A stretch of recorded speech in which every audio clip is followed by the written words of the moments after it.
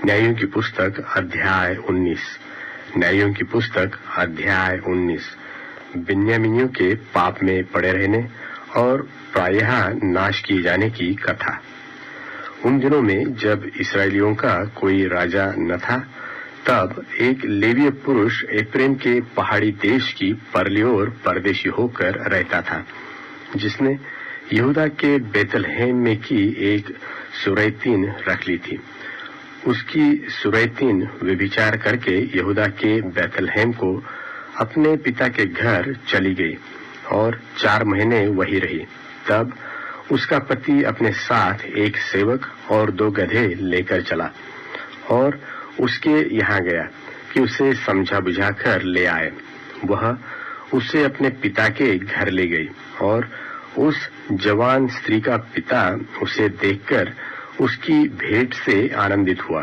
तब उसके ससुर अर्थात उस स्त्री के पिता ने विनती करके उसे रोक लिया और वह 3 दिन तक उसके पास रहा। सो वे वहां खाते पीते टिके रहे। चौथे दिन जब वे भोर को सवेरे उठे और वह चलने को हुआ, तब स्त्री के पिता ने अपने दामाद से कहा, 1 टुकड़ा रोटी खाकर अपना जी ठंडा कर, तब तुम लोग चले जाना। तब उन दोनों ने बैठकर संग संग खाया पिया। फिर स्त्री के पिता ने उस पुरुष से कहा, और 1 रात टिके रहने को प्रसन्न हो और आनंद कर। वह पुरुष विदा होने को उठा, परंतु उसके ससुर ने विनती करके उसे दबाया, इसलिए उसने फिर उसके यहाँ रात बिताई। 5वें दिन भोर को वह तो विदा होने को सवेरे उठा, परंतु स्त्री के पिता ने कहा, अपना जी ठंडा कर और तुम दोनों दिन ढलने तक रुके रहो। तब उन दोनों ने रोटी खाई। जब वह पुरुष अपनी सुरैतीन को और सेवक समेत विदा होने को उठा, तब उसके ससुर अर्थात स्त्री के पिता ने उससे कहा, देख, दिन तो ढल चला है और सांझ होने पर है, इसलिए तुम लोग रात भर टिके रहो। देख, दिन तो डूबने पर है। सो यही आनंद करता हुआ रात बीता और बिहान को सवेरे उठकर अपना मार्ग ले और अपने डेरे को चले जाना। परंतु उस पुरुष ने उस रात को टिकना न चाहा, इसलिए वह उठकर विदा हुआ और काठी बांधे हुए 2 गधे और अपनी सुरैतीन संग लिए हुए यबूस के सामने तक, जो यरूशलेम कहलाता है, पहुंचा। वे यबूस के पास थे और दिन बहुत ढल गया था कि सेवक ने अपने स्वामी से कहा, आ, हम यबूसियों के इस नगर में मुड़कर टिके। उसके स्वामी ने उससे कहा, हम पराये नगर में जहाँ कोई इस्राएली नहीं रहता न उतरेंगे, गिबा तक बढ़ जाएंगे।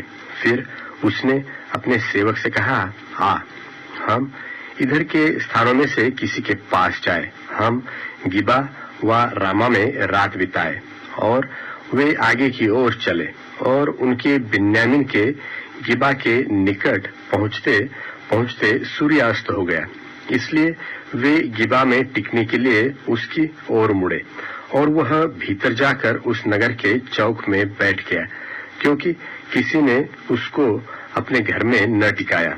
तब एक बूढ़ा अपने खेत के काम को निपटाकर सांझ को चला आया। वह तो एफ्रेम के पहाड़ी देश का था और गिबा में परदेशी होकर रहता था, परंतु उस स्थान के लोग बिन्यामीनी थे।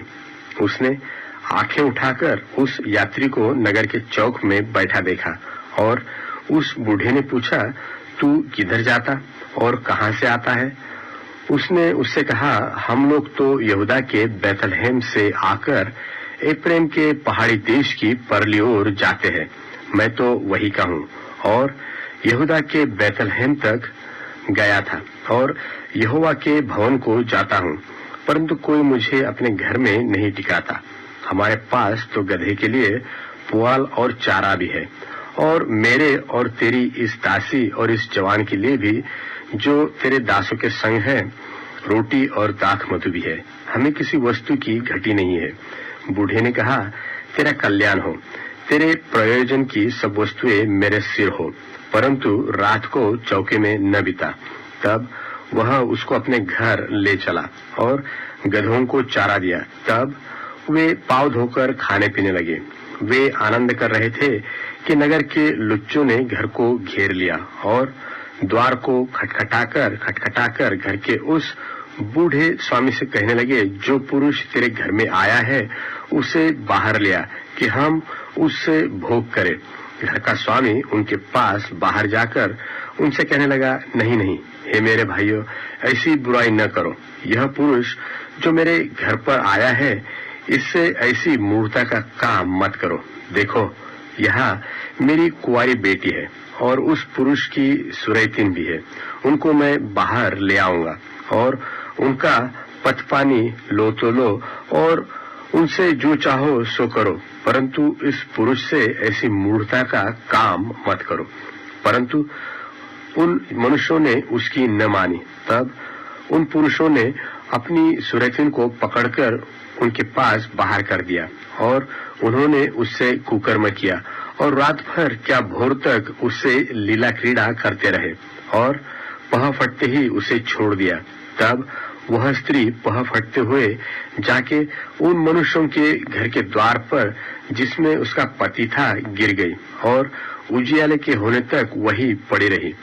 सवेरे जब उसका पति उठ घर का द्वार खोल अपना मार्ग लेने को बाहर गया तो क्या देखा कि मेरी सुरैतिन घर के द्वार के पास डेवड़ी पर हाथ फैलाए पड़ी हुई है। उसने उससे कहा, उठ, हम चले। जब कोई न बोला तब वह उसको गधे पर लाद कर अपने स्थान को गया। जब वह अपने घर पहुंचा तब छुरी ले सुरैतिन को अंग अंग अलग करके काटा और उसके 12 टुकड़े करके इस्राएल के देश में भेज दिया। जितनों ने उसे देखा वे सब आपस में कहने लगे, इस्राएलियों के मिस्र देश से चले आने के समय से लेकर आज के दिन तक ऐसा कुछ कभी नहीं हुआ और न देखा गया। सो इसको सोचकर सम्मति करो और बताओ।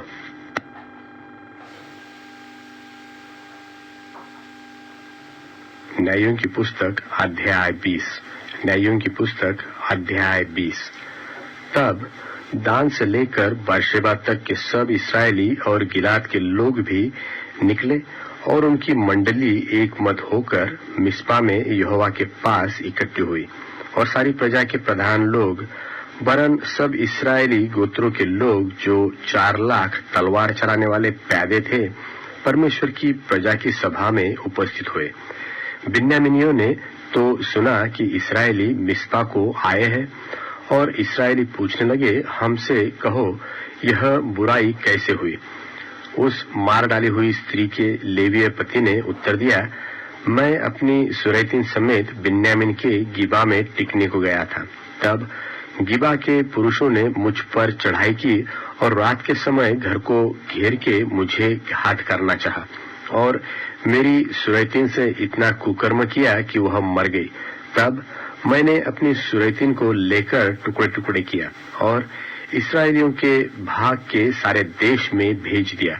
उन्होंने तो इस्राएल में महापाप और मूढ़ता का पाप किया है।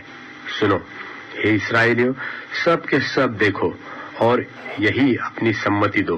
तब सब लोग एक मन हो उठकर कहने लगे, न तो हम में से कोई अपने डेरे जाएगा और न कोई अपने घर की ओर मुड़ेगा, परंतु अब हम गिबा से यह करेंगे, अर्थात हम चिट्ठी डाल कर उस पर चढ़ाई करेंगे और हम सब इस्राएली गोत्रों में 100 पुरुषों में से 10 और 1000 पुरुषों में से 100 और 10,000 में से 1000 पुरुषों को ठहराएंगे कि वे सेना के लिए भोजन वस्तु पहुंचाए, इसलिए कि हम बिन्यामीन के गिबा में पहुंचकर उसको उस मूढ़ता का पूरा फल भुगता सके जो उन्होंने इस्राएल में की है।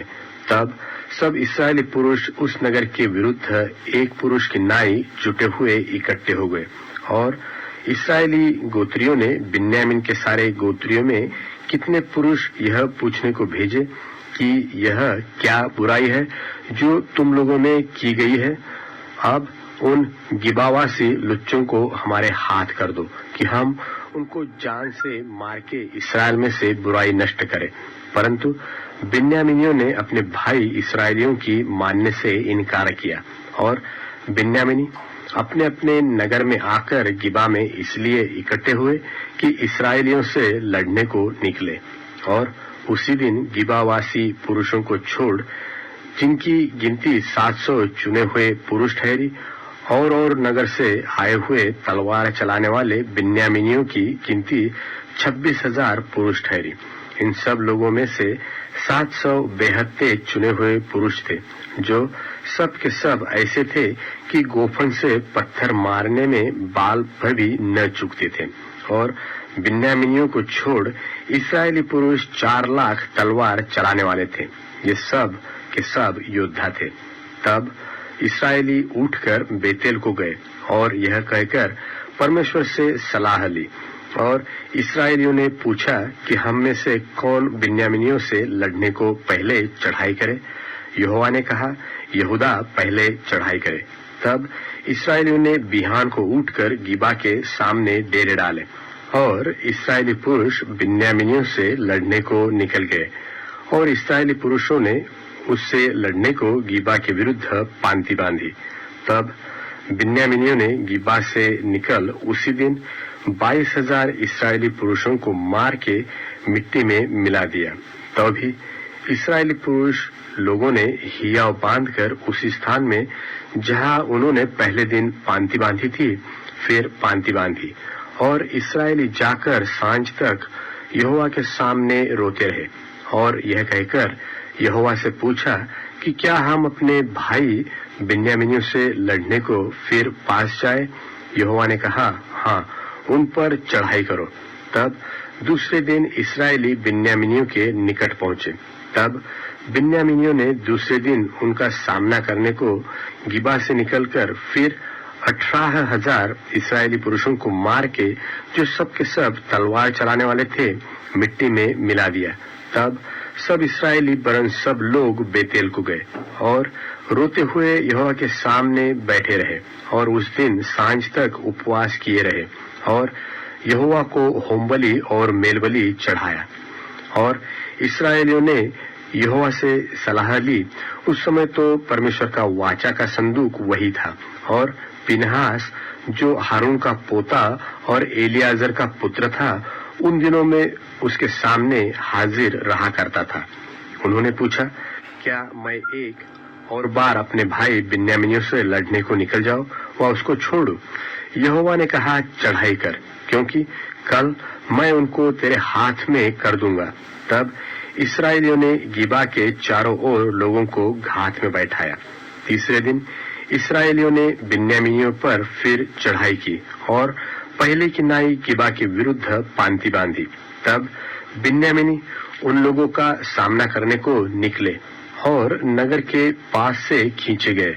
और जो 2 सड़क, एक बेतेल को और दूसरी गिबा को गई है, उनमें लोगों को पहले की नाई मारने लगे और मैदान में कोई 30 इस्राएली मारे गए।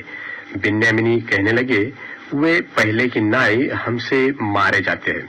परंतु इस्राएलियों ने कहा, हम भागकर उनको नगर में से सड़कों में खींच ले आए। तब सब इस्राएली पुरुषों ने अपने स्थान से उठकर बाल तामार में पांति बांधी और घात में बैठे हुए इस्राएली अपने स्थान से अर्थात मारे गेवा से अचानक निकले। तब सब इस्राएलियों में से छाटे हुए 10,000 पुरुष गिबा के सामने आए और घोर लड़ाई होने लगी। परंतु वे न जानते थे कि हम पर विपत्ति अभी पड़ा चाहती है। तब यहोवा ने बिन्यामीनियों को इस्राएल से हरवा दिया और उस दिन इस्राएलियों ने 25,100 बिन्यामीनी पुरुषों को नाश किया, जो सब के सब तलवार चलाने वाले थे। तब बिन्यामीनियों ने देखा कि हम हार गए और इस्राएली पुरुष उन घातों का भरोसा करके, जिन्हें उन्होंने गिबा के पास बैठाया था, बिन्यामीनियों के सामने से चले गए।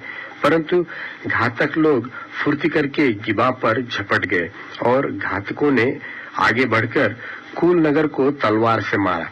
इस्राएली पुरुषों और घातकों के बीच तो यह चिन्ह ठहराया गया था कि वे नगर में से बहुत बड़ा धुएं का खंबा उठाए। इसलिए इस्राएली पुरुष तो लड़ाई में हटने लगे और बिन्यामीनियों ने यह देखकर कि निश्चय वे पहली लड़ाई की नाई हमसे हारे जाते हैं। इस्राएलियों को मार डालने लगे और 31 पुरुषों को घात किया, परंतु जब वह धुएं का खंबा नगर में से उठने लगा, तब बिन्यामीनियों ने अपने पीछे जो दृष्टि की तो क्या देखा कि नगर का नगर धुआं होकर आकाश की ओर उड़ रहा है।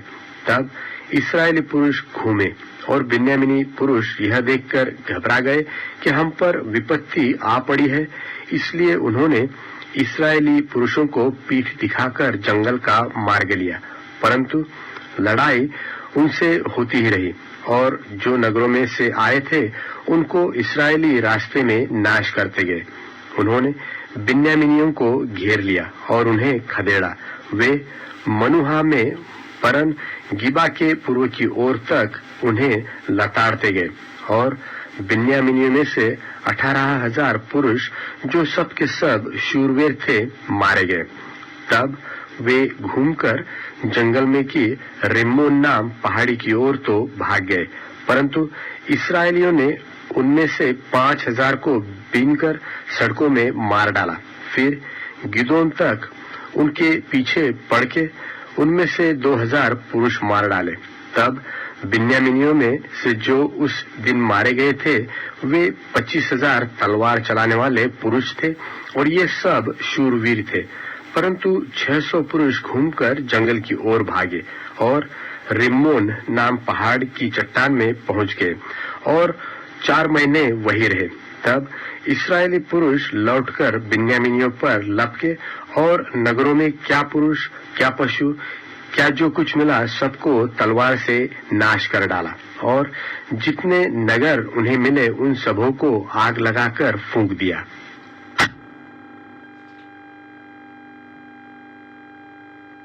न्यायों की पुस्तक अध्याय 21। न्यायों की पुस्तक अध्याय 21। इस्राएली पुरुषों ने तो मिस्पा में शपथ खाकर कहा था कि हमसे कोई अपनी बेटी किसी बिन्यामीनी को न ब्याह देगा। वे बेतेल को जाकर सांझ तक परमेश्वर के सामने बैठे रहे और फूट फूट कर बहुत रोते रहे और कहते थे, हे इस्राएल के परमेश्वर यहोवा, इस्राएल में ऐसा क्यों होने पाया कि आज इस्राएल में एक गोत्र की घटी हुई है। फिर दूसरे दिन उन्होंने सवेरे उठ वहां वेदी बनाकर होम बलि और मेल बलि चढ़ाया। तब इस्राएली पूछने लगे, इस्राएल के सारे गोत्रों में से कौन है जो यहोवा के पास सभा में न आया था? उन्होंने तो भारी शपथ खाकर कहा था कि जो कोई मिस्पा को यहोवा के पास न आए वह निश्चय मार डाला जाएगा। तब इस्राएली अपने भाई बिन्यामीन के विषय में यह कहकर पछताने लगे कि आज इस्राएल में से एक गोत्र कट गया है। हमने जो यहोवा की शपथ खाकर कहा है कि हम उन्हें अपनी किसी बेटी को ब्याह न देंगे, इसलिए बचे हुओं को स्त्रियां मिलने के लिए क्या करें? जब उन्होंने यह पूछा कि इस्राएल के गोत्रों में से कौन है जो मिस्पा को यहोवा के पास न आया था, तब यह मालूम हुआ कि गिलादी यावेश से कोई छावनी में सभा को न आया था। अर्थात जब लोगों की गिनती की गई तब यह जाना गया कि गिलादी यावेश के निवासियों में से कोई यहाँ नहीं है। इसलिए मंडली ने 12,000 शूरवीरों को वहां यह आज्ञा देकर भेज दिया कि तुम जाकर स्त्रियों और बाल बच्चों समेत गिलादी यावेश को तलवार से नाश करो, और तुम्हें जो करना होगा वह यह है कि सब पुरुषों को और जितनी स्त्रियों ने पुरुष का मुंह देखा हो उनको सत्यानाश कर डालना। और उन्हें गिलादी यावेश के निवासियों में से 400 जवान कुंवारियां मिली जिन्होंने पुरुष का मुंह नहीं देखा था, और उन्हें वे शीलो को जो कनान देश है उसमें छावनी में ले आए। तब सारी मंडली ने उन बिन्यामीनियों के पास जो रिम्मोन नाम चट्टान पर थे कहला भेजा और उनसे संधि का प्रचार कराया। तब बिन्यामीनी उसी समय लौट गए और उनको वे स्त्रियां दी गई जो गिलादी यावेश की स्त्रियों में से जीवित छोड़ी गई थी। तो भी वे उनके लिए थोड़ी थी। तब लोग बिन्यामीन के विषय फिर यह कह के पछताए कि यहोवा ने इसराइल के गोत्रों में घटी की है। तब मंडली के वृद्ध गोत्रों ने कहा कि बिन्यामीनी स्त्रियां जो नाश हुई है, तो बचे हुए पुरुषों के लिए स्त्री पाने का हम क्या उपाय करें? फिर उन्होंने कहा, बचे हुए बिन्यामीनियों के लिए कोई भाग चाहिए।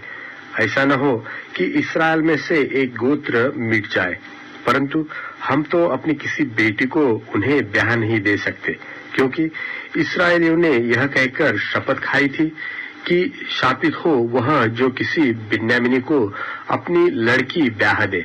फिर उन्होंने कहा, सुनो, शिलो जो बेतेल की उत्तर ओर और उस सड़क की पूर्व ओर है जो बेतेल से शकेन को चली गई है और लबोन की दक्षिण ओर है, उसमें प्रतिवर्ष यहोवा का एक पर्व माना जाता है। इसलिए उन्होंने बिन्यामीनियों को यह आज्ञा दी कि तुम जाकर दाख की बारियों के बीच हाथ लगाए बैठे रहो और देखते रहो, और यदि शिलो की लड़कियां नाचने को निकले तो तुम दाख की बारियों से निकलकर शिलो की लड़कियों में से अपनी अपनी स्त्री को पकड़कर बिन्यामीन के देश को चले जाना। और जब उनके पिता व भाई हमारे पास झगड़ने को आएंगे, तब हम उनसे कहेंगे कि अनुग्रह करके उनको हमें दे दो, क्योंकि लड़ाई के समय हमने उनमें से एक एक के लिए स्त्री नहीं बचाई, और तुम लोगों ने तो उनको ब्याह नहीं दिया, नहीं तो तुम अब दोषी ठहरते। तब बिन्यामीनियों ने ऐसा ही किया, अर्थात उन्होंने अपनी गिनती के अनुसार उन नाचने वालियों में से पकड़कर स्त्रियां ले ली। तब अपने भाग को लौट गए और नगरों को बसाकर उनमें रहने लगे। उसी समय इस्राएली वहां से चलकर अपने अपने गोत्र और अपने अपने घराने को गए, और वहां से वे अपने अपने निज भाग को गए। उन दिनों में इस्राएलियों का कोई राजा न था, जिसको जो ठीक सूझ पड़ता था वही वह करता था।